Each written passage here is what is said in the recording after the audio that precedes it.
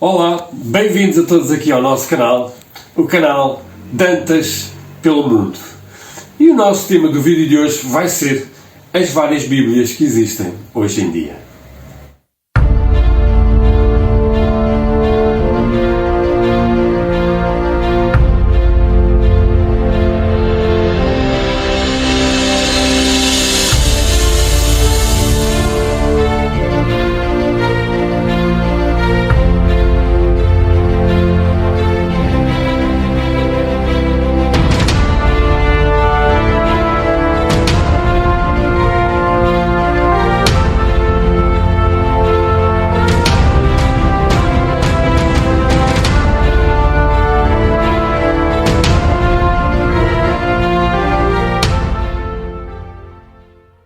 Portanto, se nós hoje em dia pegarmos em várias Bíblias e colocarmos aqui em cima de uma mesa e começarmos a correr os textos, nós vamos reparar que basicamente elas têm o mesmo texto, mas há pequenas diferenças de umas Bíblias para as outras e inclusive em algumas Bíblias há alguns livros que não estão. E portanto aquilo que eu vou fazer é explicar porque é que isso acontece.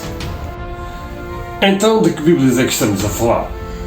Bom, na prática, existem hoje em dia, nós conhecemos vários tipos de Bíblias. Nós ouvimos falar da Bíblia Católica, nós ouvimos falar da Bíblia Protestante, existe também a Bíblia Judaica. Mas aquilo que eu vou falar sobretudo é as diferenças que há no texto. O que é que isso quer dizer? Existem nas Bíblias normais dois tipos de Bíblias. Existe a Bíblia Pastoral e a Bíblia Científica.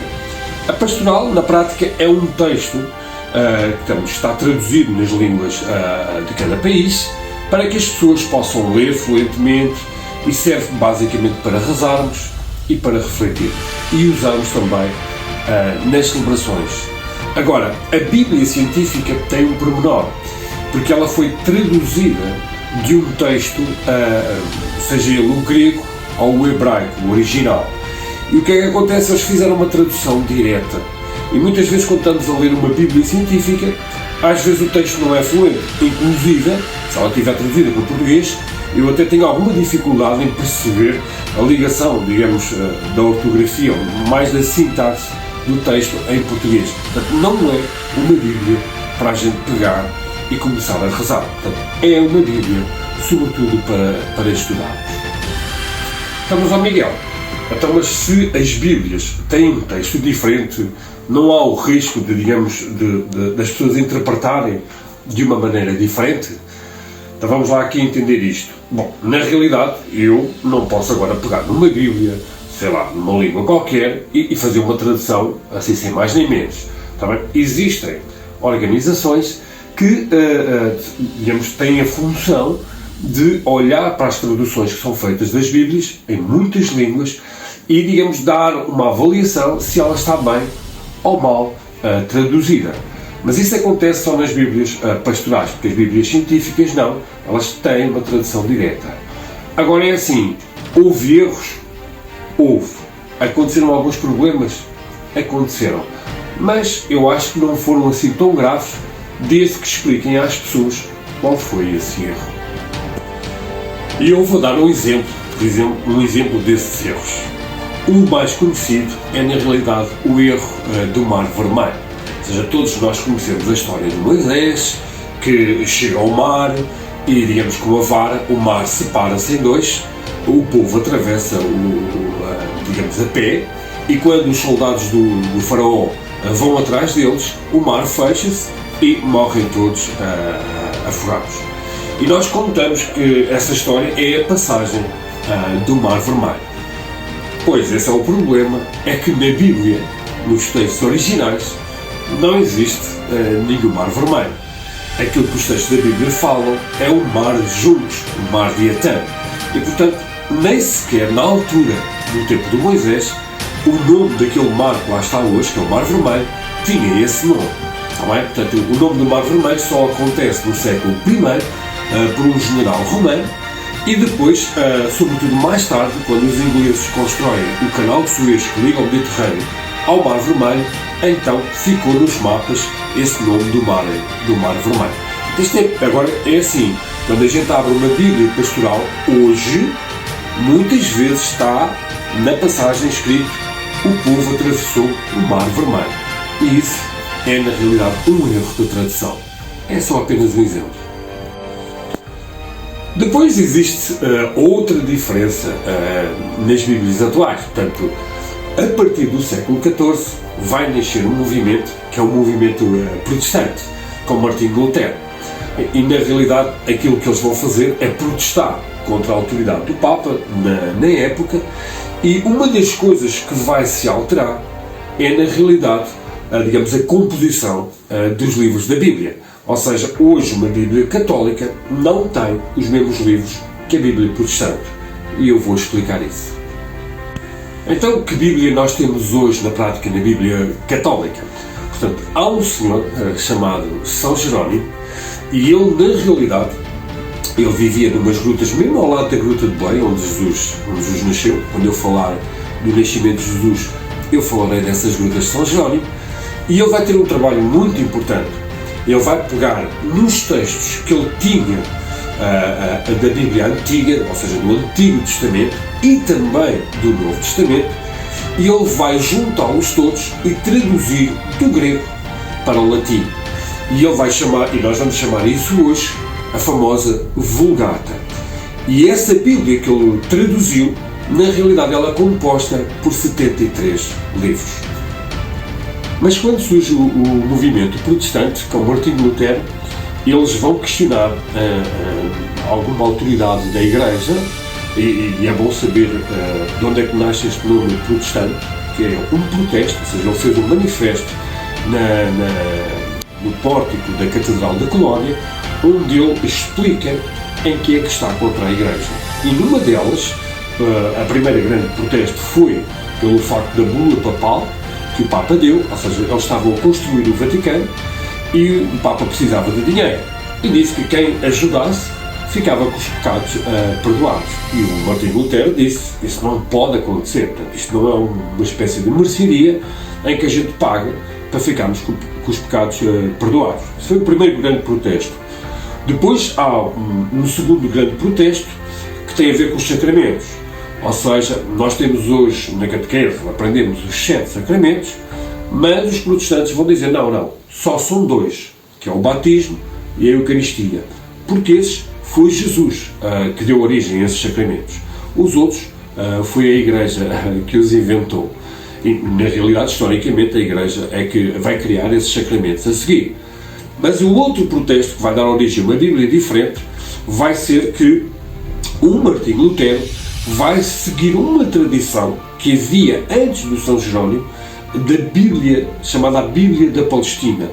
E essa Bíblia da Palestina tinha alguns critérios, foi criada por um grupo de rabinos judeus, em que o critério era, portanto, eles tinham que ser escritos em hebraico, tinham que ser escritos na Terra Santa e, sobretudo, não podiam ir contra a Torá de Moisés, a lei de Moisés, e, portanto, obviamente tinham que ser inspirados por Deus.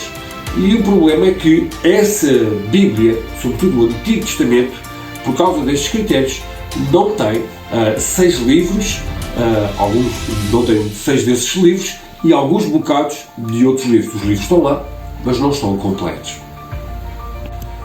Bom, então esses 7 livros, eu há bocado disse 6 livros, enganei, portanto são menos 7 livros, e são os livros de Tobias, Judite, Sabedoria, Baruque, Eclesiástico e os 2 livros de Macabeus. Depois há o livro de Esther e o livro de Daniel, que estão na Bíblia protestante, mas há uma parte do texto que está na Bíblia católica e foi retirada da Bíblia protestante. Portanto, no fundo, essa é a grande diferença. Quanto ao Novo Testamento, eles são iguaizinhos, portanto, não há nenhuma diferença no número de livros e do texto que lá está. Agora, explicar porque é que nasceram estas 2 Bíblias, a chamada a Bíblia Católica e depois esta Bíblia chamamos a Bíblia da Palestina. Na realidade, há uma personagem que é o Ptolomeu, que a seguir ao Império da Macedónia, ele vai ficar em Alexandria, no Egito, embora ele fosse grego, era um dos generais de Alexandre o Grande, e ele vai ficar a mandar em toda aquela região, inclusive também da Palestina. Mas ele vai criar uma biblioteca, a famosa Biblioteca de Alexandria. E ele queria ter nessa biblioteca estes textos da Bíblia, que na altura, nós estamos a falar 200 anos antes de Cristo, já eram importantes. E vivia em Alexandria uma comunidade judaica e ele vai pedir a 70 pessoas, a 70 sábios, para traduzirem os textos do hebraico para o grego, para ficar na biblioteca. E aí nasce a famosa tradução dos 70. É por isso que se chama a tradução dos 70 e que vai ficar guardada em Alexandria. Na prática, é esse texto em grego que o São Jerónimo vai usar para traduzir para o latim e dar origem à Vulgata. E o que é que acontece com a Bíblia da Palestina? A Bíblia da Palestina não tem por base esta Bíblia, digamos, da tradução dos 70. E então, esses 6 livros não fazem parte, digamos, da Bíblia da Palestina. Desculpem, eu digo os 6, mas é os 7 livros, não fazem parte da Bíblia da Palestina. Portanto, essa é, no fundo, a grande diferença. Agora, vocês em casa, se quiserem, podem fazer essa experiência, que é abrirem uma Bíblia e rapidamente vocês podem descobrir, por exemplo, se há uma Bíblia protestante ou se é uma Bíblia católica. Está bem? Há 2 formas de saber isso. A primeira é que é ir ao índice, ou seja, se não tiver lá estes livros, estes 7 livros, obviamente é uma Bíblia protestante. Mas há uma forma mais rápida de descobrir isso, que é uma das coisas que os protestantes lutaram, e que o Lutero disse, foi que a interpretação da Bíblia ela deve ser livre. E obviamente que o Papa e a Igreja não aceitaram isso. Portanto, não aceitam que se faça uma interpretação livre da Bíblia. Então, o que é que acontece? Quando nós abrimos uma Bíblia, por norma, uma Bíblia católica tem uma coisa que se chama as notas de rodapé. Ou seja, ela tem o texto, depois tem uma barra, e lá em baixo, normalmente podem ser palavras difíceis ou frases para nós conseguirmos compreender melhor. Ajuda-nos a fazer uma interpretação, pois as Bíblias protestantes não têm notas de rodapé, porque a interpretação é livre. Então, basicamente, eu abri a Bíblia numa página qualquer, que seja no texto sagrado, se ela tiver notas de rodapé, eu sei que é uma Bíblia católica. Se ela não tiver notas de rodapé, eu sei que é uma Bíblia protestante. É muito fácil. E por fim, só dar uma pequena explicação sobre a Bíblia judaica. Na prática, ela é igualzinha às Bíblias católicas e protestantes, com a única diferença que não tem o Novo Testamento, ou seja, a Bíblia judaica para no tempo de Jesus. Portanto, o Novo Testamento, isso já não faz parte da Bíblia judaica. Está bem? Mas a maior parte das Bíblias judaicas, algumas também seguem esta tradição dos 70, há outros que seguem a tradição da Bíblia da Palestina. A maior parte delas são a Bíblia da Palestina.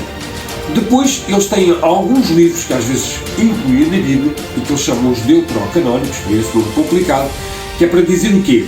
Não são livros da Bíblia, são livros que eles consideram que não foram inspirados por Deus, mas que falam de acontecimentos e de uma história do povo ao mesmo tempo, coisas que aconteceram mais ou menos na mesma época. E, portanto, serve para ajudar a interpretar. Eles não estão na Bíblia, mas eles chamam-lhe os deuterocanónicos.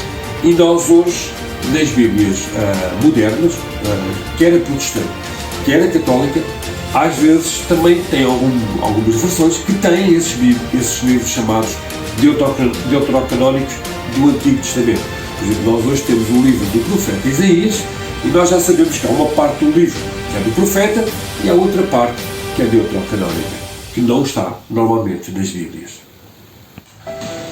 E é engraçado que também existem esses livros no Novo Testamento, só que eles têm um nome diferente. Os livros que não estão na Bíblia, mas nos ajudaram a interpretar a Bíblia hoje, chamam-se os livros apócrifos.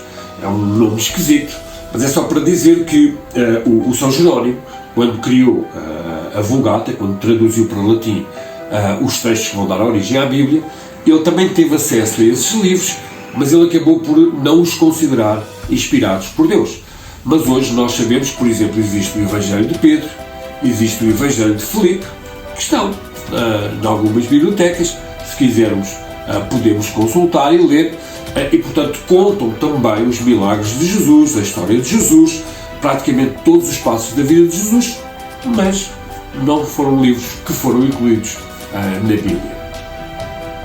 E resumindo, no fundo era isso que eu queria explicar neste vídeo simples de hoje, que é, portanto, a Bíblia na prática é uma, mas depois existem algumas pequenas diferenças, mais por questões históricas, mas normalmente se a gente olhar para um texto de uma Bíblia protestante, de uma Bíblia católica e até de uma Bíblia judaica, nós vamos verificar que no grosso o texto é praticamente o mesmo e não se altera significativamente, está bem?